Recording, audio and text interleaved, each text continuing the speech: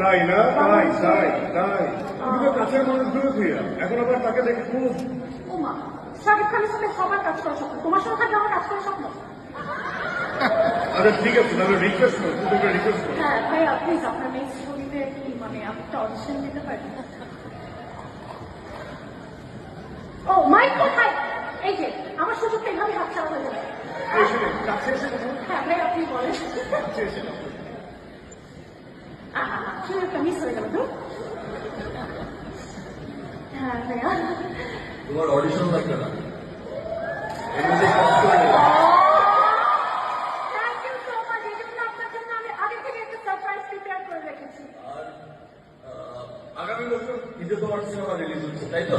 But এই বছর ঈদে আমার তাণ্ডব সিনেমা রিলিজ হচ্ছে।